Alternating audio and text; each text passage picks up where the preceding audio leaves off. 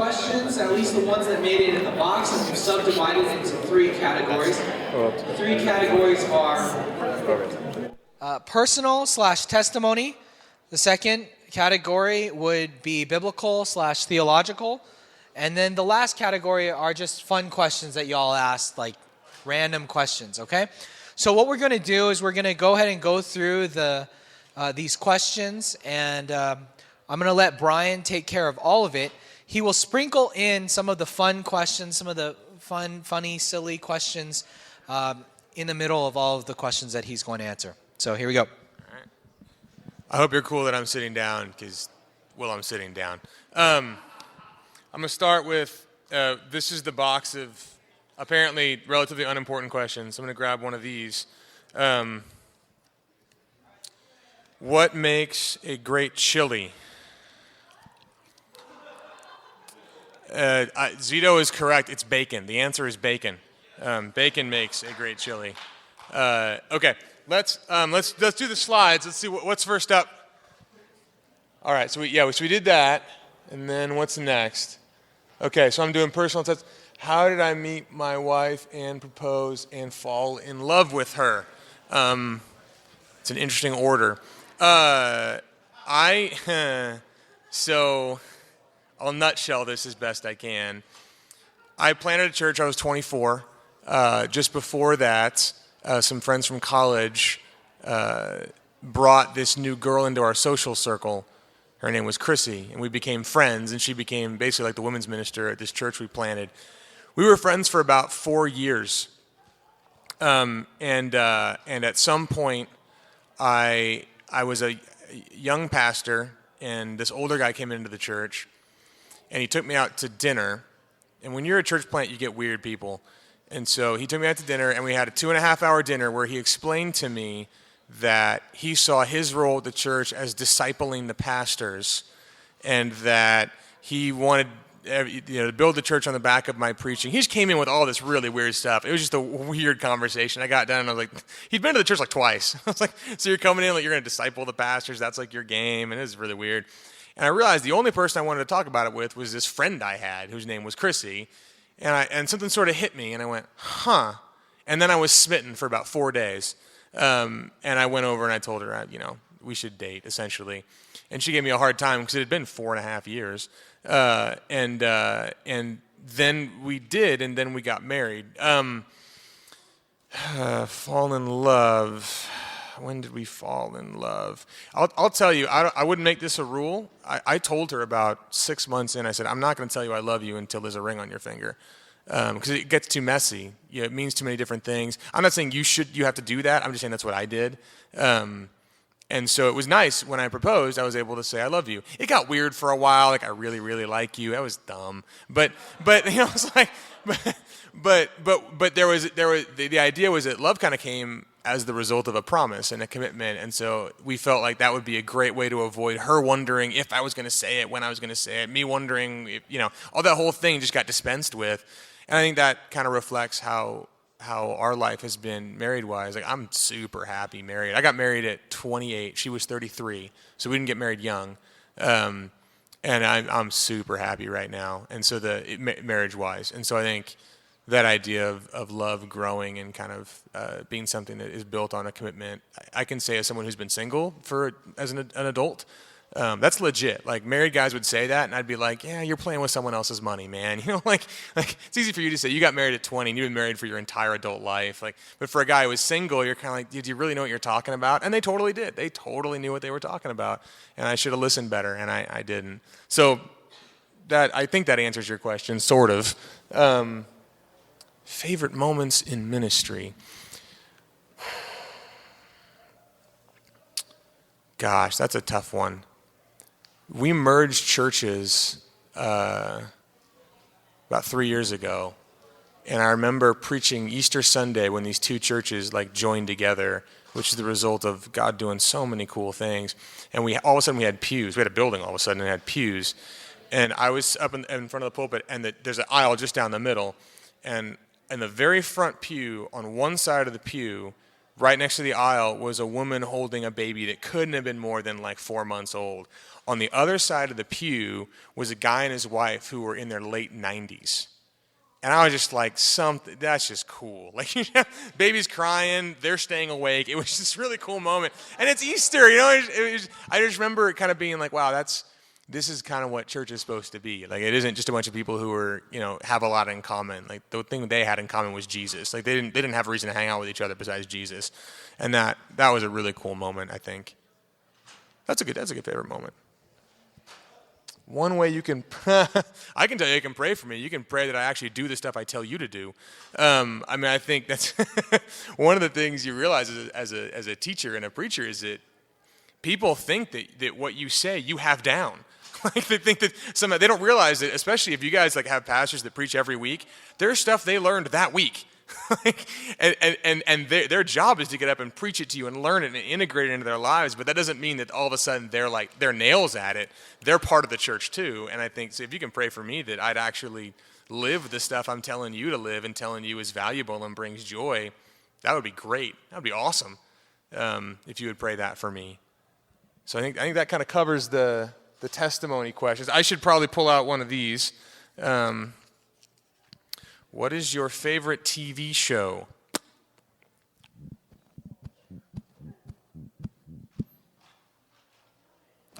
Current?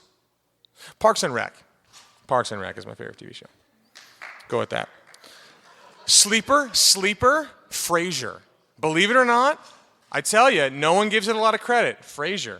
Okay, and let's do one more of these. Spurs or OKC?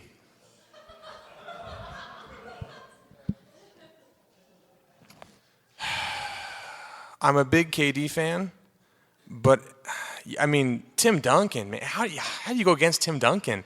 That dude looks like he's always about to cry, and then he just destroys you. I mean, it's I don't know how to root against that guy. It's like rooting against Hakeem in the good old days. Okay, let's do some, what's next? Biblical, theological? Let's do that one. If it's next. Maybe it's not next. We'll see. I'll do another one of these while we figure it out. Why are love triangles so prominent in fiction? Well, because if people just fell in love, there would be no story. Like, I guess you need tension, you need the drama. It's love triangles. That's why people. Why do they write stories about wars or conflict? That story where everyone started happily ever after doesn't really work for people. So you need like the drama. I think that's why, but I have no idea why that is. But I would hazard to guess that someone thought that it was too simple before there was a love triangle, or every author's had one. That's an option, but probably not true. Okay, theological biblical questions. That's way better than literary questions for me. How did you become a Christian? I was raised by my mom grew up a non-practicing Mormon. Didn't know that was a thing. But apparently that's a thing. Her dad was an alcohol salesman, hence the non-practicing. And so my grandpa sold alcohol. And my dad was raised sort of Catholic, like, culturally Catholic, I guess. My grandmother is still very Catholic. And I ended up, through a whole crazy set of circumstances, they divorced when I was like 5. And in the process, my mom kind of landed at this Presbyterian church near where I grew up in the Bay Area, Northern California, and that's where I was exposed to most Christianity. I kind of went. So in a sense, I was a youth group kid, but I wasn't a Christian. So I have this really weird. Some people are either youth group kids and they're Christians, or they're like not youth group kids and not Christians. I was this weird hybrid. So I knew I knew Bible Bowl. I knew how you got donuts if you knew that Jesus was the answer to every question. But I wasn't a Christian. Like I wasn't really. I was spotty in my attendance. And around junior high, I got a little more interested. I think that's where I became a Christian. A youth pastor took an interest in me. I was part of a small group. And I think that's where I became a Christian. But I didn't understand much of what had happened to me until, like late high school and college. And that's really where I began to understand what I believed and what it meant. I think some of you might have a similar experience where you have this, you get reacquainted, or you get kind of this fresh understanding or a deeper understanding of what it is you believe, and it hits you kind of sideways. And I think some people think, that's why some people go like, well, I'm not really sure when I became a Christian because I had this experience and this experience. If I had to I don't have a time or a date, but I would say somewhere in junior high. And then it really kind of solidified, I think, for me in college. So that's how I became a Christian. How do we deal with guilt as Christians? That's a really good question. And one that I can only sort of answer for you. Because, so guilt is a word that means a lot of things to a lot of people. The cultural definition of guilt is sometimes different than the biblical definition of guilt, and it gets really complicated that way. And so, in a sense, there's only so much I can do for you because I can only give you a general answer. And if you ask that question, or if you're dealing with guilt at all, one of the best things you can do is talk to one of your pastors, because they can know you and have an interaction with you. And be able to help identify what's going on with you. So I can only do things generally, and I would really encourage you, in fact, with most of these questions, I'm only going to be able to do something general. It's your pastors who can actually give you an answer that makes sense for you, because I don't know your circumstances or your context. I can't answer certain questions or ask you certain questions. But in general, I think the Christians handle guilt in a lot of ways the same ways the world handles guilt, and it's not a great idea. You either downplay it. I had a buddy who was struggling. It was really interesting. He was in college. He was depressed, and so UCLA has, if you're a student, you have this free, psychology department there, and so they the doctors refer him to the psychologist, and the psychologist said the reason why you're depressed is because you're sexually repressed. And you're full of guilt for that. And so you just got to remember that you're fine. Do whatever you want. There's no guilt for you. You're human. You're good. And I think some Christians just do a Christian version of that. If I feel guilty, that means I just got don't sweat it. Jesus died for me, so we're good. Whatever. Don't think about it. I don't think that's the right answer. But I also don't think the right answer is I feel guilty, so I should find a way to make up for it. I think Christians do that too. And the world does that as well, where you're out there, if you hurt someone's feelings, you make it up to them. Even if they tell you that, well, no, we're good, you make it up to them. And I think Christians do that too. Well, of course, Jesus forgives my sins, but I still am going to kind of make it up to him. I'm still going to kind of go above and beyond to try and right the ship. I don't think either of those are actually really functional. In fact, I think the best place you can go for that question is in 1 John. Where's 1 John? In 1 John, and this is where, I know I've been repping the Puritans a lot, but they had some good stuff to say. The Puritans kind of got this. They dealt with this in terms of the conscience. In 1 John 3, 19, by this we shall know that we are of the truth and reassure our heart before him.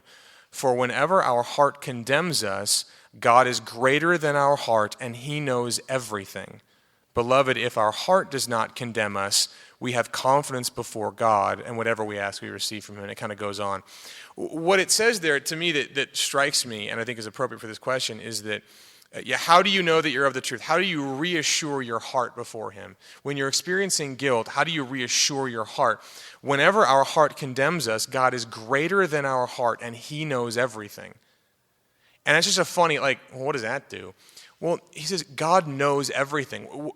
What that indicates is that if you're guilty over something, it's worse than you think. You only know a little bit of what you should be guilty of. God knows everything. He's bigger than your heart, and he knows everything. And so if you're feeling guilty, one of the things that is probably true is you're not quite feeling guilty enough. Bob Coughlin's a worship pastor out somewhere, and he said once that he was just having this really tough go for a year. And he said, he talked to this one guy one night, he says, I'm just hopeless. And the guy looked back at him and said, no, you're not. He said, you're not hopeless enough. So if you were really hopeless, you'd give all this stuff up and realize that God loves you anyway, but you wouldn't be trying to fight and claw your way back into his good graces. I think in some ways when you're feeling guilty, that's the pathway. The pathway to dealing with past guilt is to not try and fix it yourself, and it's not to try and sort of deny it yourself. It's to go all the way around the circle. That's what the Puritans would call it. You go around the circle through the conscience, and the conscience would sort of be pricked, and you go around, and what you'd see is that at the cross, God's dying for more than whatever you feel guilty of right now. It's bigger than you think. It's worse than you think. And he would still do it, and that brings you out the other side to want to right the ship, to want to be obedient.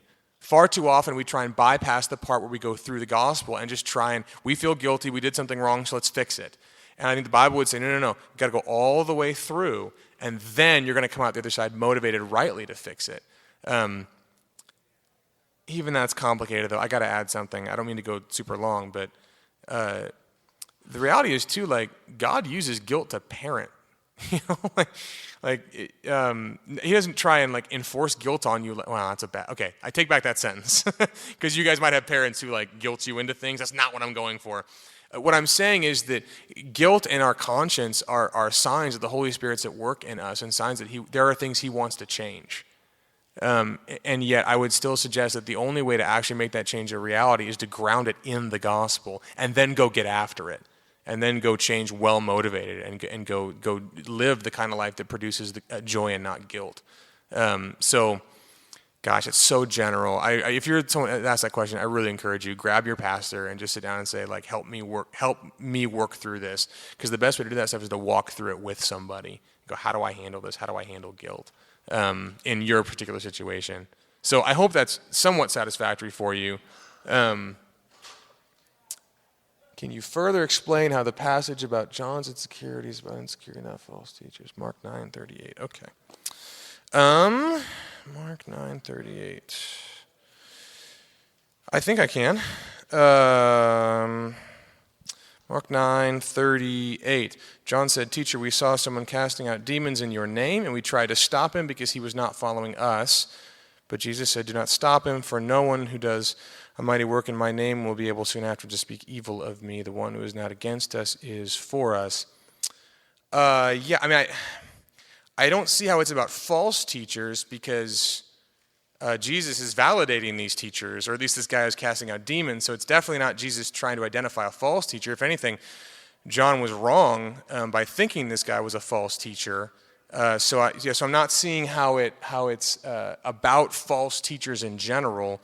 I would suggest to you that when John gives the reason why he stopped him, because he was not following us, and the idea that this guy was casting out demons when John was unable to very recently before, why else do you stop someone from helping somebody? I really think if you look at the text and you go, okay, so why does John stop this guy? It's not because, John might have said it was about a false teacher, but I just can't imagine that he was just really, really innocent and misguided, and Jesus is explaining that these guys aren't false teachers, don't worry about it, especially in verse 40. If you look over at Luke, what you find is that Jesus in Luke says both, for the one who's not against us is for us, and the one who's not for us is against us, which is weird.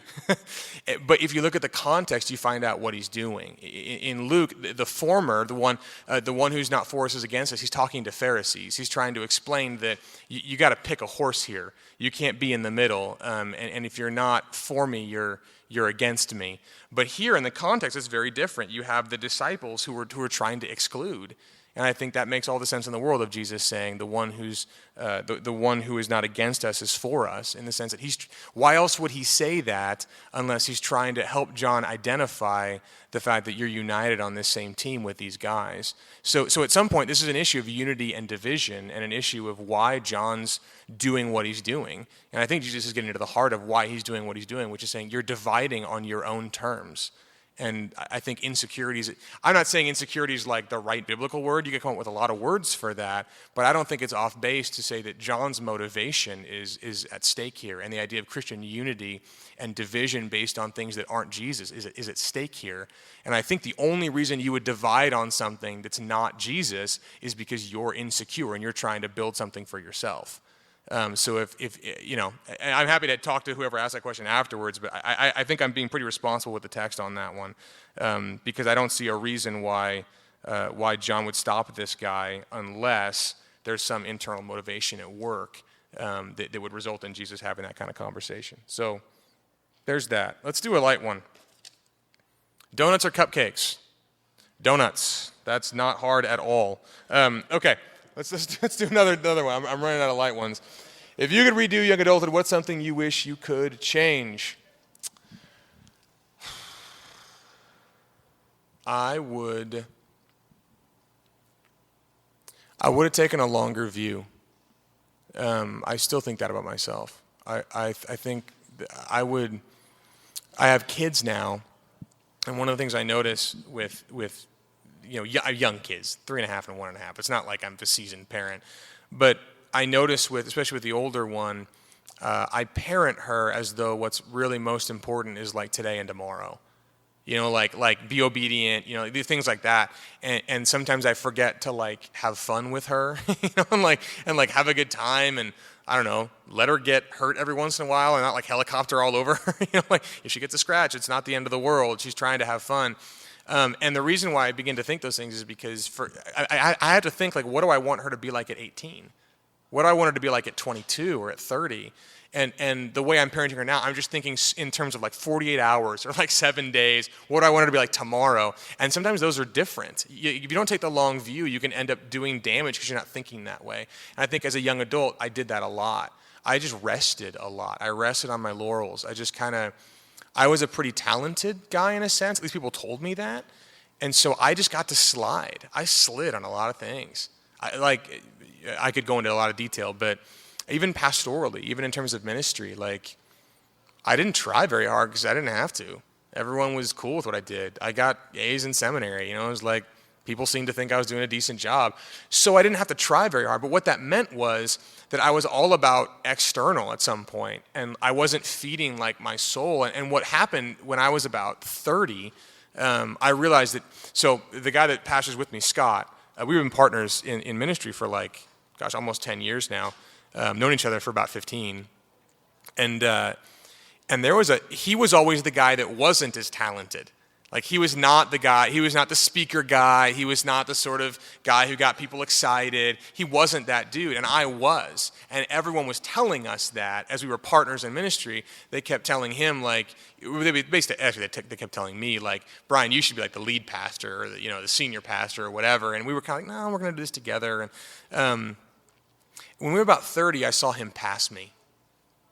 Not in terms of his ability to speak, in terms of his maturity and adulthood and character.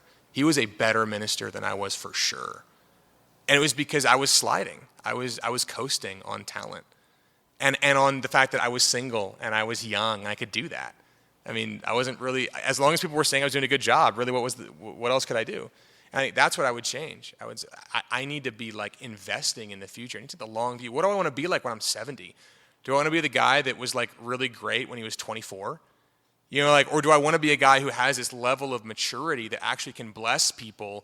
Or am I going to run on exhaust fumes when I'm 35? And that's always the threat, is like you preach a lot and then you realize you've used up all your supply and you're done. And that was really scary for me. I realized how much I had been coasting. I didn't see it before, but I saw it then. And so I've been really trying to recoup the last 3 or 4 years. I've been trying to say, no, I can't care as much about like what it looks like. I got to care about what I'm feeding into, like in my soul and my maturity and my adulthood.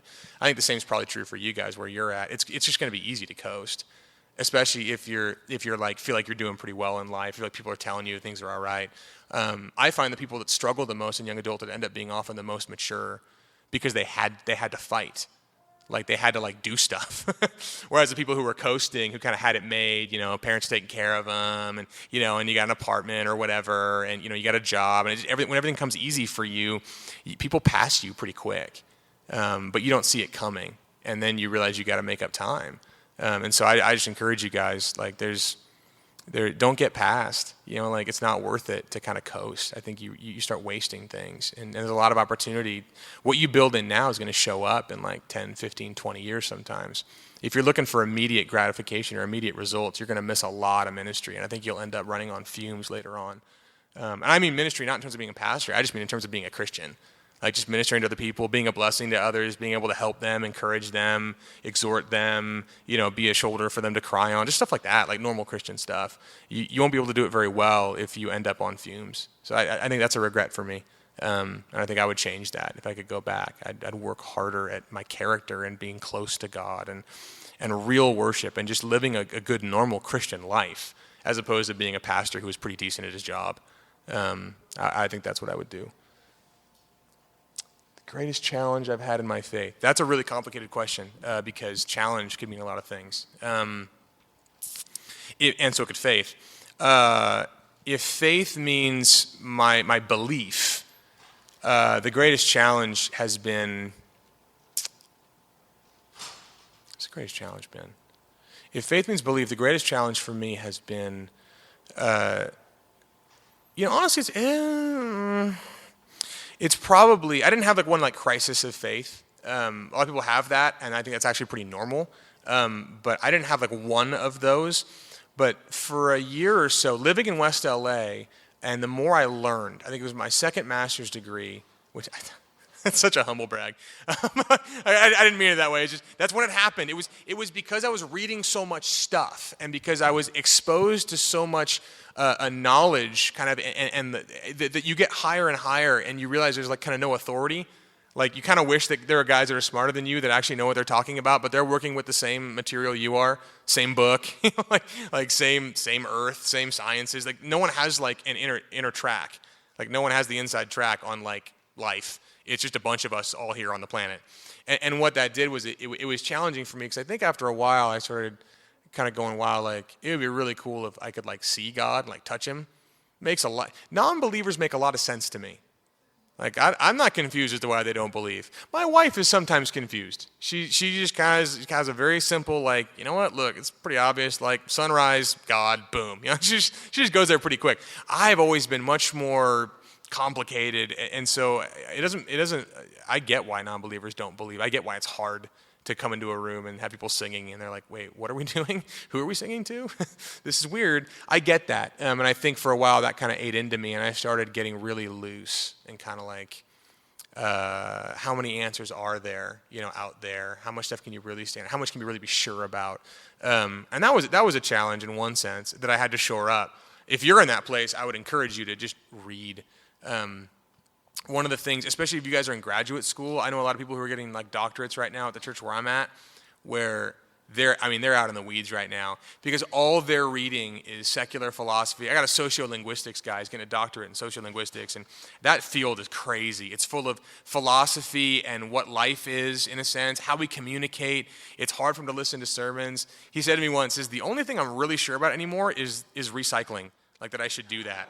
He's like, I know that stuff goes to get recycled. Like, I mean, and what I told him and what I did myself, what I tell you guys is, if you get to that place where you start being like, geez, what is real? Like, how do we even know that stuff? You got to read some of the good stuff we've done.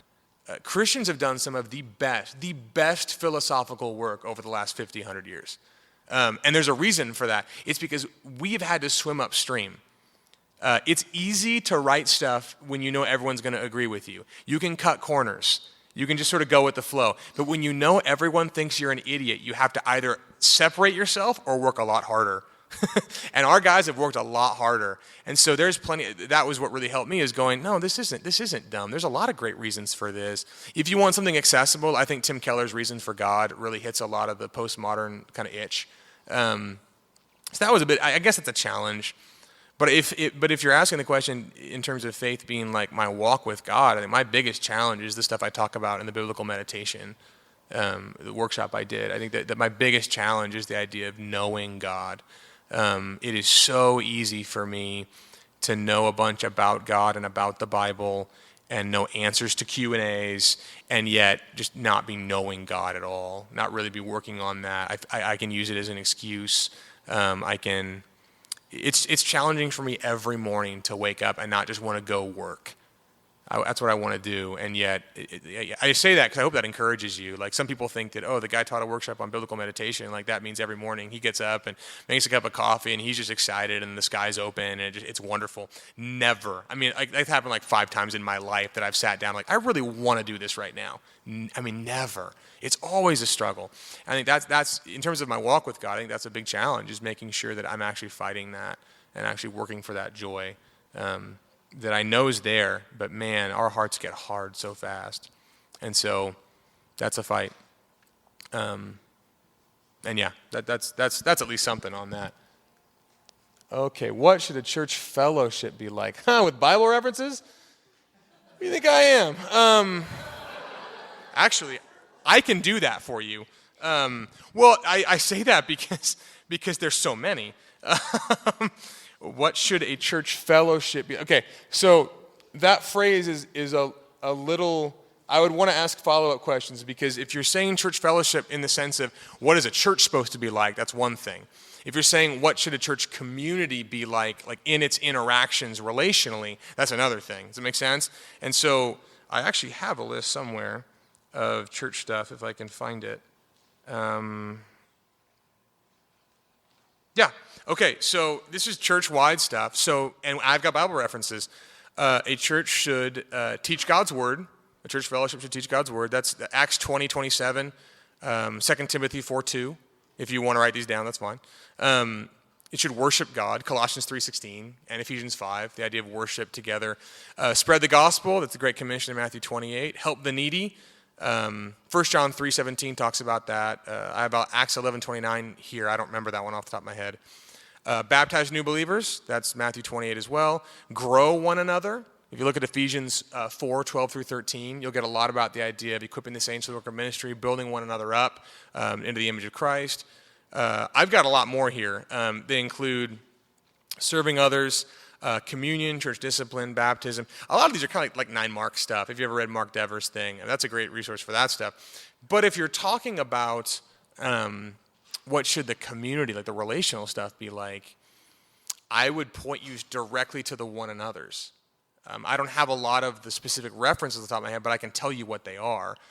Bear with one another, outdo one another in showing honor, serve one another cheerfully. I'm conglomerating a few here, but exercise your spiritual gifts in service to one another. That's like Romans 12 and also 1 Corinthians 12. This would turn into a long sermon if I let it. I think perhaps all that to me boils down to the idea of the gospel being of first importance.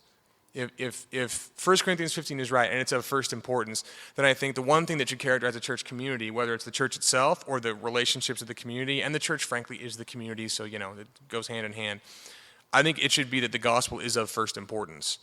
And it's easy to, you guys have talked about this for a long time now, but it's easy to assume the gospel and be most excited about something else. And then your church community becomes about that other thing, and it becomes its own law. And so if you have a church where, of course everyone believes the gospel, but you know what's super important? Homeschooling. Guess what everyone's going to be about? Like homeschooling. That's going to be this thing. And that happens out in churches. Maybe you've seen those, where the church is like, it's a homeschool church. What does that mean? It's like, we shouldn't have homeschool churches. We shouldn't have like public school churches. We should have gospel churches. That's what we should have. And if that's true, if it really is of first importance, not just doctrinally, but in the community, you're going to find things like confessing sin to one another. You're going to find things like welcoming, I suppose, all different kinds of people who swear and smoke cigarettes, and probably, I don't know if you guys are cool with tattoos or not, but they have tattoos. People who are not Christian enough for you yet, people who are visitors and aren't like good-looking visitors. You'll welcome them in. They won't feel weird being around you guys, because you guys will go like, yeah, well, of course they're here. They're me. This is how I look. I just didn't look this way on the outside. Like that kind of thing, I think what will characterize a church community. And I think there are Bible references for that. I mean, I think especially if you go through things like the prodigal son story, the Good Samaritan story, if you look at the idea, just in Paul's entire ministry, him writing the letter to the Corinthians in the first place, which is a giant disaster of a church when he wrote it, and him opening with, I thank God for all of you. It's like, what do you mean? Even for the guy who's sleeping with his stepmom? It's like, what are you talking about? But somehow there's this way that in the Bible, people are brought in to experience what the gospel has to offer, and what that does is they become born again, and they become part of your life and part of your community. And I think if we start segmenting off, we've done something a little dangerous. And so I would encourage you guys to pursue loving one another and serving one another and outdoing one another and showing honor. Just find some one another's and do them. Don't think about it. Just do it. Like just go do it. And I think that you're going to have a church community that has to thrive on the gospel. I'll finish with that. I think if your church community can survive without the gospel, we've done something wrong. Like if you can do everything you're doing now and it doesn't take like a guy dying on a cross thousands of years ago and rising from the dead, then something's off. We shouldn't be able to function as a church community if we don't need like daily repentance, daily reminders of what Christ did for us, and daily encouragement of the new life we have in the resurrection, and first fruits and the Holy Spirit inside of us empowering us. If you don't need that stuff every day in your church, then I think something's up. And I would suggest don't complain to the pastor about that. Like, start with you. Like, just go live that kind of life and see what happens. So I hope I'm answering the questions right. Let's do one of these. Last picture taken on your phone? Question mark. I don't know. Last picture taken on my phone is a lizard here at the camp, which I texted to my wife and said, "Our turtle Oscar now has a friend. Should I catch him?" We have a turtle named Oscar. Turtle's 98 years old. Came with the house. I'm totally serious. It's going to die soon, and my kids are going to be very sad. Okay, that was a downer. Okay, so next, what's our next question? How do you guard against funny business going on when you're deep in biblical meditation? I'm assuming the X is example, straying from a plain reading of the text. Funny business is a really unique choice of words. But so is deep. I would want to ask follow-up questions. I think kind of where you're coming from in your history and your tradition is going to affect my answer to your question. I went to master's seminary. Like, I'm not the God's talking to me audibly dude. You know, that's just not my thing. I wore a tie to seminary. Like, I'm pretty, and so I'm definitely not the guy that would lean towards like contemplative, you know, God's like whatever funny business means. I'm not the guy that's gonna like lean into that. And so kind of knowing that going in, I mean, deep in biblical meditation to me means deep in the plain literal meaning of the text. Like, that's what that means. And actually, I would suggest to you, if you're worried about like leaving the plain meaning of the text, I would suggest that, well, I don't know you, so I don't know the answer to this question, but I do know people who would say that, and I would respond to them, though I might not to you based on where you're coming from. I would tell them that I don't know if you fully appreciate the plain meaning of the text. I think sometimes we do that too quickly. We think the plain meaning is the one that hits you on the very first read. But that's what seminary teaches you, is to do exegesis, to look at prepositions. Why is in different than by, different than for? Like, you read it on the way through and you think you have a plain meaning until you look closer at it. And I'm not saying you should imagine up some meaning in the text. Far from it. I think that's a horrible thing to do. I'm saying, what does it mean? Are you asking enough questions? Are you really curious as to what the text means? What is its plain literal meaning? And I don't know if you really have access to that unless you're really staring closely. Now, I'll add to that, there are different ways I've seen people do biblical meditation that they kind of fit different temperaments, if I'm allowed to speak that way. Like the navigators, for example. The navigators, like, they're pretty much like cessationist, spigots all the way to the left, we're done, you know. And they're super analytical, but they have written the most in terms of practical, accessible stuff. Written the most of anyone on biblical meditation in the last 50 years. And what they tell you to do in biblical meditation, I won't go into the whole thing, but they tell you to take every word. So if it's the Lord's Prayer, you know, it's Our Father who art in heaven, they say our, stop. What's the hour there for? Father, stop. What's that about? You know, who, stop. And they take every word and they just go through it. And they're doing biblical meditation. Like, for you, your temperament might not find that super appealing, but if you're analytical, go for it. Because what you're doing is the exact same thing. I'm just saying, like, ask questions of the text. What's the meaning? Get the plain literal meaning and then sit on it. And remember that, like I said in the seminar, at least the one today, I said, you know, the idea of the law of the Lord, the etymology of that word being tied back to a javelin that's thrown at a target. I would even go to Deuteronomy, where it says that, you know, basically some things are higher, like some secrets belong to the Lord, but what he has revealed is given for us to do. The Bible is to be heady. It's a speech act. God spoke to you to get to do stuff to you. And so the plain literal meaning is you need to know that if it's going to do stuff to you, but if all you know is the plain literal meaning and it hasn't done something to you, then you just haven't been listening. And so I would encourage you, go after the plain literal meaning. I would definitely, I'm a grammatico-historical hermeneutics guy. Like, I'm a master's guy. That's what we do. But I would still say that biblical meditation is one of the ways that you apply grammatico-historical hermeneutics, one of the ways you apply finding the literal plain meaning of a text, and not just finding what it means, but finding what it means for you, for us, for Christians. So really, I'm just telling you to do your Bible study methods right. And your Bible study methods is going to involve Psalm 119, Psalm 19, Psalm 1. It's going to involve that kind of meditation. So ideally, if I'm teaching it right, I think that any complaints you'd have with me, you'd also have with like King David. That's my goal. Because I'm with him, then I think we're in good company. So if you have more questions on that, like ask me later, because I definitely don't want you guys leaving thinking that I'm giving you a free-for-all. Like, what does it mean for me? Like, that's not it at all. But I do think the more you meditate, the more you see the meaning that actually is there, not behind the text, but in the words themselves, the prepositions, the nouns, the verbs, the adjectives, and how they fit together to do something in your life. So that's probably enough on that.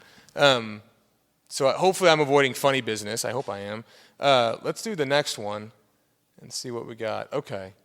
How do we encourage people to live surrendered lives to Jesus without becoming legalistic? I think it's important to understand what legalism is. Legalism isn't like rules or wanting people to do things. Otherwise, like, a lot of the Bible is legalistic because it asks you to do stuff and it tells you should. I think legalism is when you think that doing certain things will like earn you favor with God. I mean, that's what Paul's talking about in Galatians. He said, so just having high standards isn't legalistic on its own. It's only legalistic if you're looking at them saying, God won't love you unless you do this.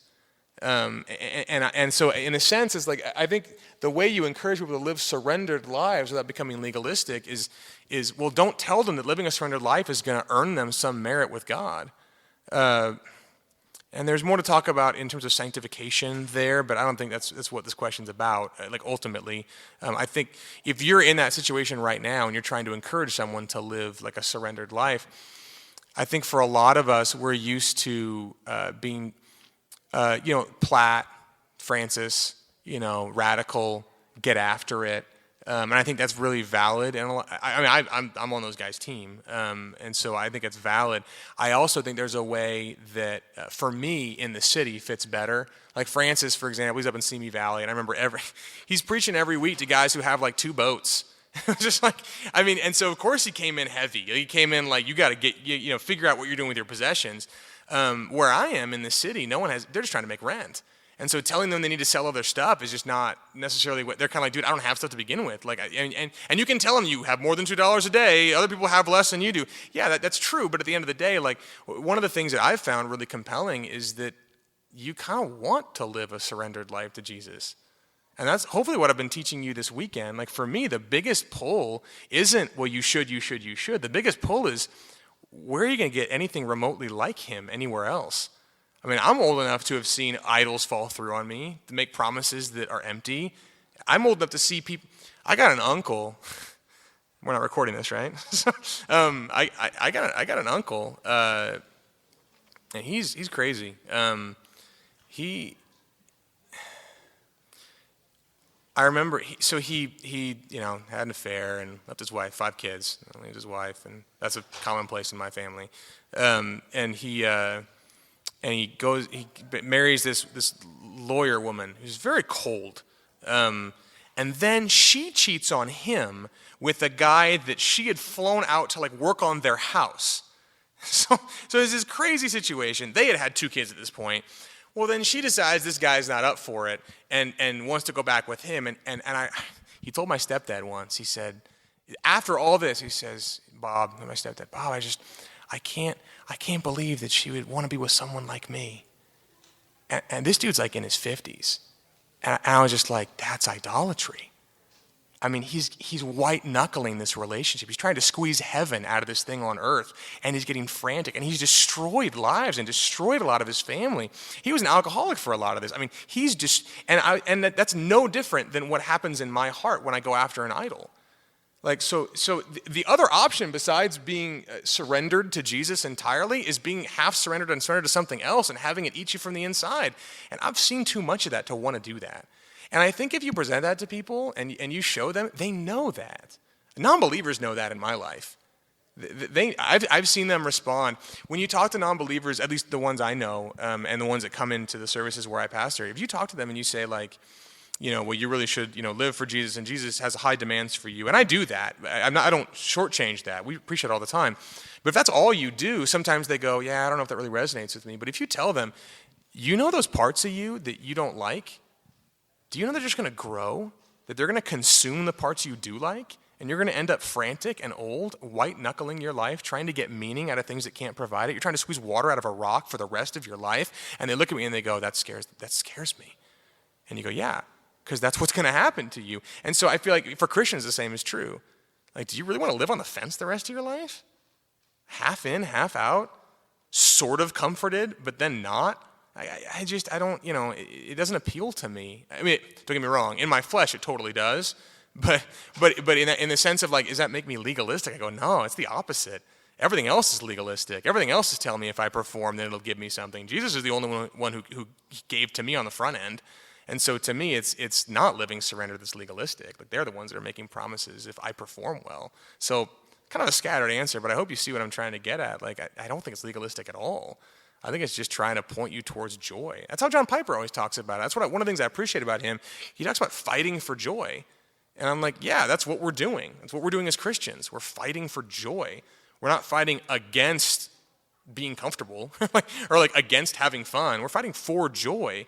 We just know it comes in shapes we don't recognize all the time. And so for me, yeah, I get where you're coming from, but I think really that it's the surrendered life's the one you want. And so that's how I'd avoid legalism. Just say everything else is legalistic. If I've been a Christian for a long time, why? I'm assuming that hasn't. God already helped me to live the life that you were describing this weekend. I mean, because you're human. I think I don't mean to be flippant on that. I really don't. I get that question. I get that can be like seriously, that can cause a lot of turmoil. Like, I totally understand. So I'm not trying to be like flippant or say your question's dumb. It's not. It's a very good question. But I do think that's the answer. I mean, the Bible doesn't promise you a lack of struggle in this life. It doesn't promise that you're going to like finish the race on this side of the grave or Jesus coming back. Some pastor put it, I remember, I steal a lot of stuff and I never remember who I steal it from, but some pastor said, you think you get to the bottom of your heart and you realize it's a false bottom. It drops out underneath you. And I think that's been true of me.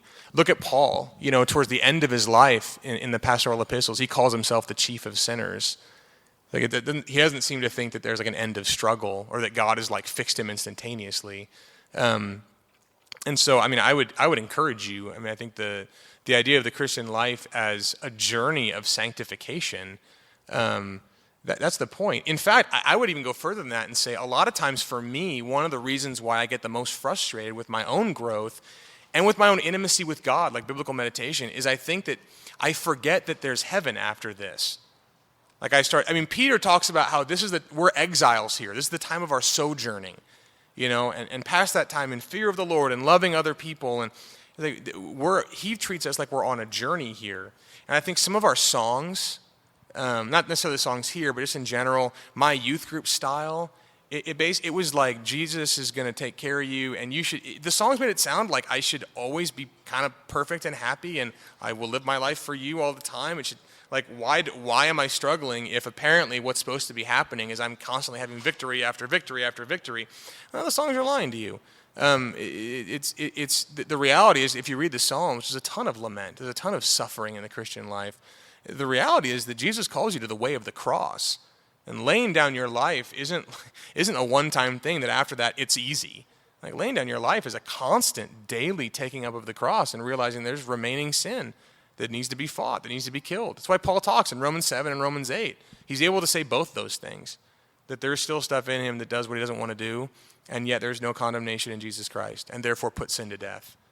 I think there's, so I would encourage you, if you're in that turmoil, I would look at the last 5 years of your life. Are you closer? And if you're not, I can't answer that question. Your pastor can help you answer that question because he'll know you and he'll be able to help you and work through that. And in fact, if you ask that question, I'd encourage you, grab your pastor and see what's going on. This thing we're doing is not a Lone Ranger thing. This involves everyone. This is a communal thing we're doing here. And so I would encourage you, grab your pastor. Say, hey, here's how I feel. Help me work through this. And he'll be able to actually deal with your situation. I can just tell you that I think we all feel that way sometimes. I hope we all do. That, man, why aren't I further along? I do. I feel behind all the time in my Christian life. Like I know more. I should be living out what I know more. Well, that's like sin, you know. And 1 John says, if you say you have no sin, you're a liar, and the truth isn't in you. So I'm very happy that verse is in the Bible. And then it points me to my advocate in Jesus and says that even if your growth is really slow, that doesn't mean Jesus didn't die for you while you were yet a sinner. You know, it's like, that's really comforting. You know, I have an advocate, even when I'm growing slowly. And so that to me encourages me to grow faster and apply the things I'm learning. But anyway, talk to a pastor and see what they have to say about that for your life in particular. Let's finish that one. What biblical principles do you struggle with? Is there anything you're still working on? Not quite able to come 100% to terms with yet. I would want to know what you mean by principles. If what you mean is doctrines, then yeah, the answer is yes. And if what you mean is like ways of living, then the answer is yes. I think, there's tons of stuff I'm still working on personally. I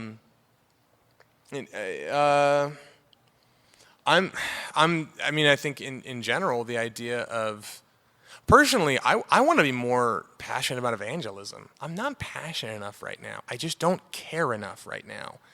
That's a frank kind of confession for you guys, especially for a pastor, but I'd much prefer to preach at non-Christians than like find a way to get to know them and like evangelize that way. And that's wrong. That's just sinful. That's a confession from me to you. I guess I'm 100% sure that I should do that, but I'm not 100% sure that I am. I mean, in a sense, there's still a struggle there, if that's what you're asking. If you mean, like, is there more for me to learn from the Bible? The answer is also, yeah, absolutely.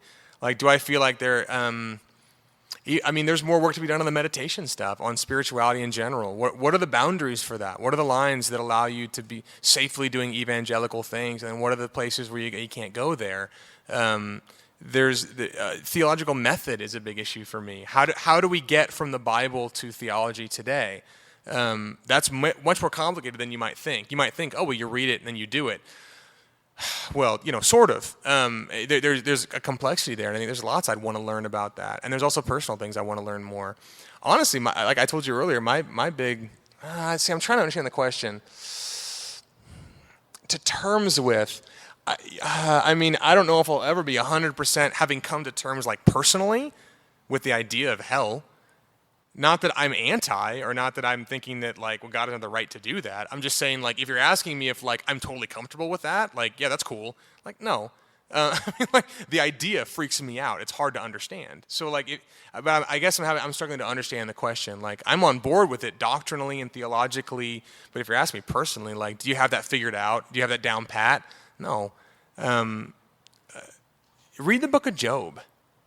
Honestly, I think one of the things you learn in Job is that the problem with Job's comforters wasn't just that they were wrong, it was that they had God in a box.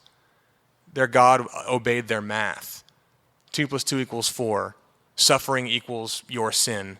So repent, case closed. Job, it's on you, and you should just figure it out. And God looks at them at the end and says, no, they got it wrong, and Job got it right. Which was to say, I have no idea how these fit together, but somehow God is still just and righteous and sovereign, and I didn't do something to deserve this. And God looks at Job and says, yeah, you were right on that one. Like, there's a mystery to the God who's here in the room. Like, he's big. So I don't know. I hope I'm not. I feel like I'm dancing around a question, but I'm not sure exactly what you're going for. All that to say, I hope I'm not coming off like I have everything like totally nailed down and figured out. And at 33, I have achieved theological and personal perfection. Hopefully I'm not coming off that way to you guys, because it's not true at all. But I do have a lot of confidence in what I think the Bible has to say. And I think that the centerpieces of the Bible, like the gospel and other things that are tied to it and emanate from it, I do have a lot of confidence in that, and I would hope that you guys see why that's warranted from Scripture itself, and not just from Brian, having a good illustration about a French guy, So I hope that's what's coming across. Okay, let's take one of these because I feel like I'm getting heavy.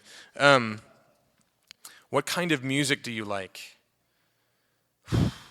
Hyphy. If you know what that is. I grew up on Bay Area rap. What kind of music do I like? I like good celebratory music. I like that. So if you get me a really good gospel song, not like I Believe I Can Fly, you give me a good gospel song. What you have, see, you open a door here with music. What you have is this deep pocket with guys who just have feel. They play all on feel. And the beauty of celebratory music, see, one of the problems with Western worship music is that we have one emotional compartment, and it's Hillsong. Which is essentially Christian Coldplay. Like, that's what we have. We have one emotional component.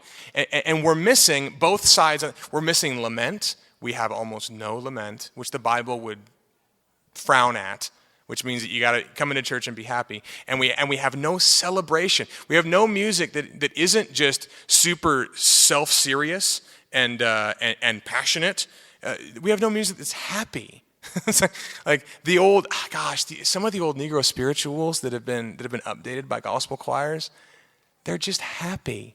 They're happy about God. And it makes even white people like me want to clap. It's just, how do we not have happy music? What happened to the Southern gospel, the Southern rock gospel? If you can get a gospel choir in a song, you're good in my book. So that's more than you wanted to know. But yeah, and Herbie Hancock.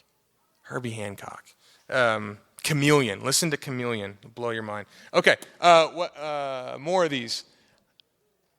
How would you pray for someone going into cosmetic, plastics, or not? Okay, part of that's going to depend on what you mean by cosmetic plastic surgery, because that's actually kind of a broad term, and I don't want to misread what you're writing.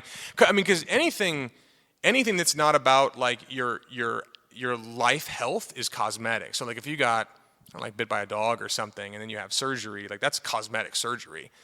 So that makes sense. Like the context is going to mean a lot. I mean, if someone's going into plastic surgery as it's commonly understood, sort of culturally, how would you pray for them? I mean, I think gosh, that's so loaded. I wouldn't want to pray condescendingly, as though I can't relate to what they're doing, because I don't think, maybe you have no body image struggles, but I don't think many humans exist that way. So I don't want to pray like, Lord, help them figure it out, like that they're being stupid. Like that's not a good way to pray. And I'd want to know the person. I want to know it's really hard to pray for someone or tell you how to pray for someone that I don't know. Unless the situation is really cut and dry, it's really hard. I would want to know why they're doing what they're doing. I'd want to be their friend. And I'd want to understand what's going on, because it is hard to pray those things. But I think in general, in broad strokes, one of the things I default to in prayers for anyone is just what are the promises of God? What can I know is God's will for this situation that I can pray for with confidence that He's going to grant that prayer, especially if they're a believer. And so, I mean, I would pray Ephesians 3, grasping the height, breadth, and depth of the love that surpasses understanding, trying to apply that to that situation. Just say, like, if that intersects with where they're at mentally or psychologically, I'd want that to be prayed for. Pray that there wouldn't be any complications. I mean, I don't think that's a bad thing to pray for. Surgery is surgery. I mean, it's not like a light thing. But yeah, I would want to pray in hopes that person isn't doing it out of a sense of deriving their self-worth on how they look, because it's one of those idols that eats you alive. It really is. But I also wouldn't want to just assume that and simplify them and put them in a box and not know them and listen to them and understand them. So I'm sorry, I feel like I'm giving you guys a lot of non-answers tonight, but that's what I would try and do, is trying to listen and listen well. You don't know how to pray for someone. You don't know how to counsel someone. You don't really know anything unless you start by listening and understanding where they are. It's really dangerous as Christians to not listen and assume you know what's going on. It's like a doctor diagnosing someone within 5 seconds of walking in the room. Like, that's not a good. I wouldn't want to be with that doctor. and I would want, as a Christian, I want someone to know me. Just by way of example, I think I remember one time I was using an example with people, and I was saying like how there are ways that I've idolized preaching before, and I've tried to gain my self-worth by how well I've preached on a Sunday or something, and I was trying to invite people kind of into that. And this one guy, I hadn't really stopped talking before he said, "Well, do you believe the gospel?" And it was kind of like, that's not what I needed in that moment. Maybe he was right, but he wasn't listening to me. He had diagnosed me mid-sentence.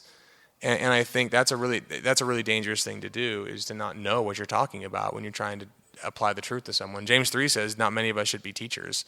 And the minute you open your mouth to give advice, you're a teacher. So, I'm not saying James 3 is aimed at that, but I'm saying there's a good shot that God isn't going to say, oh, you weren't a professional preacher? Okay, don't sweat it. I don't think that's what's going on in that verse. And so I just encourage you guys, be good listeners, be empathizers, be people who are compassionate and can try and understand where someone's coming from, and then pray. Like, know how to pray because you know them, and not because you have one situation that you're sort of responding to. That's the best I can do, I think, with that one. I'm sorry if you want more. I don't know if I can give you that. Would you ever consider to perform a blessing in a return? Pet? I'm going to say no. But again, look, weep with those who weep doesn't mean weep with those who you think are weeping right. I'm not a pet person. That's not my thing. I had a dog growing up. He was cool. I didn't cry when he died. I'm not a pet guy. But I think, when Paul writes in Thessalonians that we didn't just share the gospel with you, but we shared our very selves. I don't know if you can care for someone like he talks about caring for someone, and not be able to weep with those who weep, even when you don't necessarily relate. I probably wouldn't do a funeral. I'm not even sure what it means to bless. You know what I mean? To perform a blessing. I think I get culturally, but I think if you look at that, you're like, what are we actually doing? Who am I blessing? How does that all work? But I would want to be really sad with that person. If they're coming to me for a funeral, it means they cared about that pet. I'd want to be able to not say, hey, well, you're an idiot, I'm not doing it. I'd want to say, man, yeah, I don't know if that's the right call, but tell me about your pet. Why was it so important to you? Help me understand you, and help me be able to love you and encourage you and help you through what's obviously a tough time for you that I don't really get. So help me get it. Let me be in this with you, even if it's a pet and I'm not a pet guy. So I probably wouldn't do a ceremony, but I'd want to help. I'd want to be around. I'd want to love that person. I think that's that. So, yeah. So I guess the answer is no, but hopefully there's a good qualifier on that. Is it wrong to live with paranoia? Successful people are always paranoid.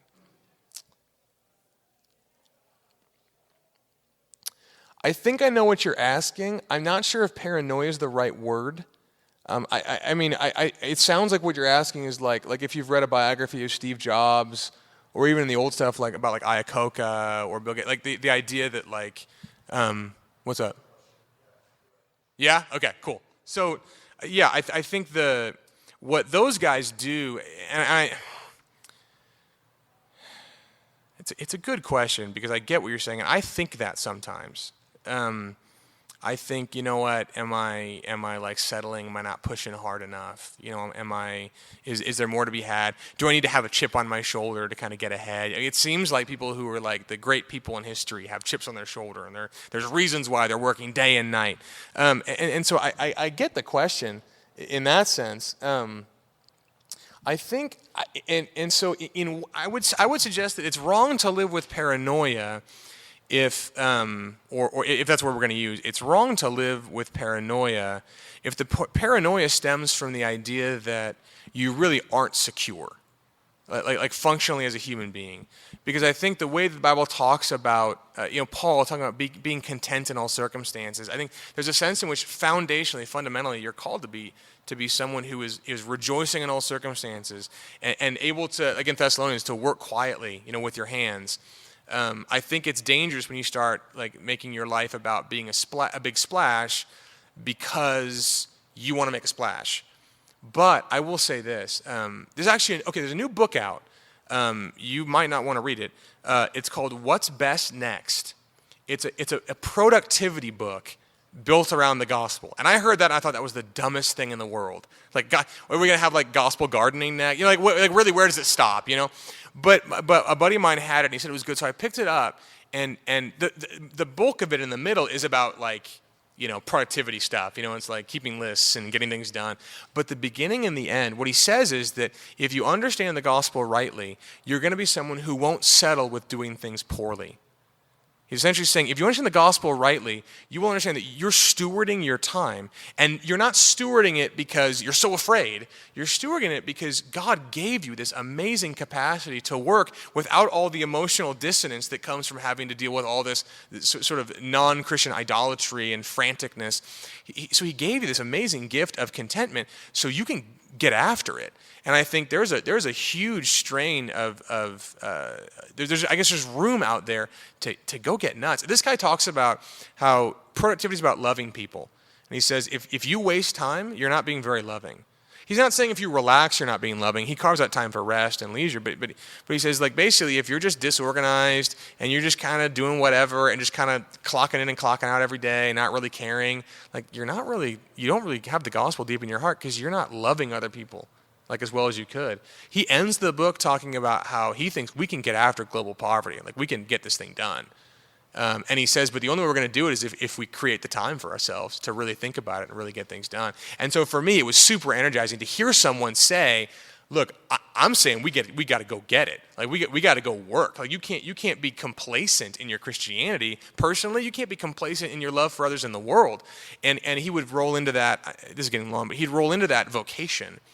He talked about William Wilberforce at one point, which was really beneficial for me because he said, William Wilberforce, he said he had a mission statement and he had life goals. Now, those terms kind of make me not super happy, but they just have bad baggage for me. But what he meant was that William Wilberforce, he had a mission statement. He said his mission statement was essentially to glorify God with his entire life. Same with Jonathan Edwards. And he said the beauty of that is whatever he did in his life, like whether he was a huge success or a huge failure, he could glorify God with his time. That could happen. But he said he also had life goals. And Wilberforce wrote in his journal one day, he said, like, basically, here are the things I think God has given me to do. Based on my circumstances, my gifting, what people have told me, my position and timing, the providence of God, like we talked about in the workshop, based on God's providence and putting me where I am and giving me what I have, he said, I think that God wants me to abolish the slave trade. He had a second one that was reform British manners. I'm not sure what that meant, but that seems less important. And he said, I think that my life goal is to abolish the slave trade. And the reason he got after it so hard was because of the gospel, not because he was like, in that sense, not because he was paranoid. Does that make sense? Like it wasn't because he was worried, but he wasn't complacent because he knew he was ultimately content.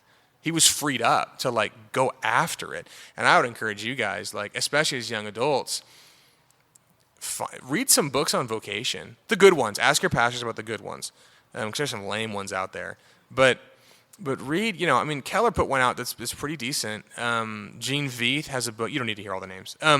But vocation just is the idea of like, what has God put you here to do? Like, how has he gifted you? And in a sense, it's the parable of the talents. This is like when he shows up and he says like, here's what I've gifted you with. What have you done with it? Have you been excited to like go? Are you excited to go like do work, in the world?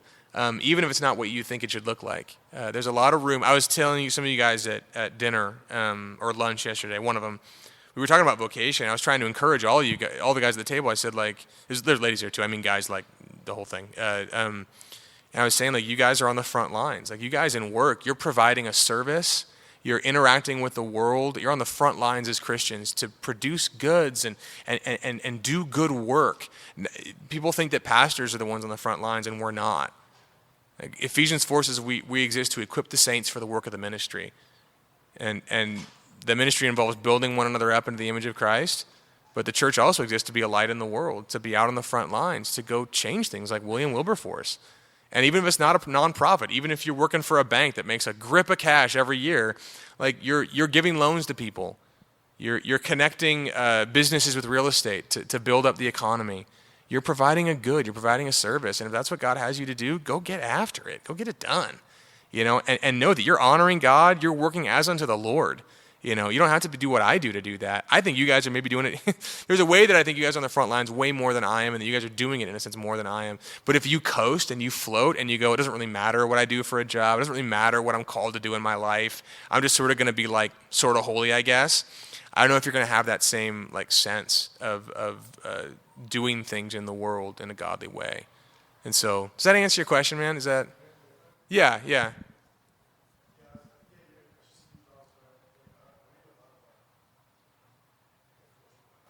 Sure. Mm-hmm.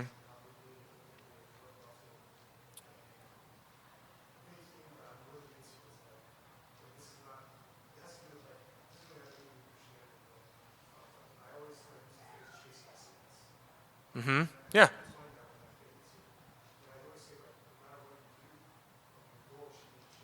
Mm-hmm.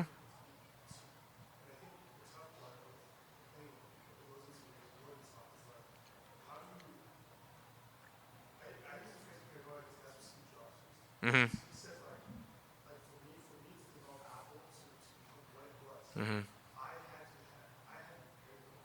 Yeah. Yeah. Mm-hmm. Mm-hmm. Yeah. Mm-hmm.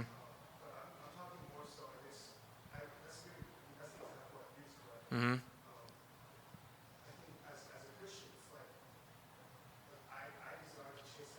Mm-hmm.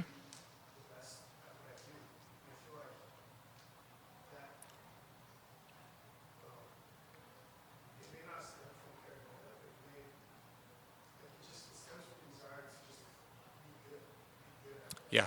Yeah.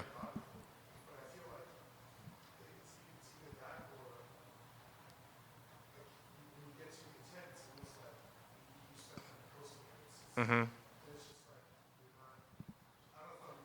No, I think I get what you're saying because I feel the same way. So I read a blog or something on those guys, and it's like, man, am I just kind of chill because I'm Christian? You know, am I going to change anything? And and even ministry wise, I can think that sometimes. I totally do. Where it's like, well, if I was, if I had more motivation to shake things up, maybe I could change more, be more effective, kind of in the world. I mean, I love chasing excellence. I would want you to define it right. I mean, I think that dude, Steve Jobs is dead. I mean, like, and I know you know that, and I know that. I don't mean to be flippant like that, but it's like Apple's gonna be gone. Like it's this. He made a difference in a sense, but I think that the ultimate arbiter, the ultimate judge of what excellence is God. So I think for you, the motivating factor shouldn't. I think thinking about standing before God won't make you complacent. I think the idea of the holiness of a God that would love you the way He has, to me, that sometimes it still scares me. To be honest, like it's like, man, I believe the gospel, but geez, you're talking about standing in front of God, like. What's that going to be like? And when He says, I gave you this many talents, you're like, I mean, geez, like you have to take that seriously. Like, and I think that's not, in a sense, I don't think it's a motivation out of fear. I think it's a motivation out of looking at what God has done for you and saying like, okay, like He clearly loves me as a father. So I'm not going to stand before an employer. I'm standing before a father who's that holy. But man, like, I had a pretty good father figure in my life. And it made me want to please. I never got complacent because He loved me, And I think in that sense, if the gospel makes you complacent, there's a piece of you that's misunderstanding what's going on. I think the more you see Him in real time, I think the more excited you get. So I wouldn't tell you to stop. Like I say, chase excellence, man. But I would chase excellence because you have a Father like who you're gonna see, and what's He gonna say? And Paul chased excellence. Well done, good and faithful servant. And I think a part of that, dude, part of that's going to be running your gym well.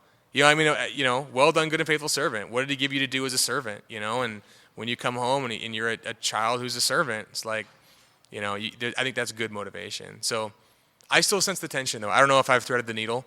Someone else probably has better than I will. So you might have found the end of me. I hope that's at least half decent.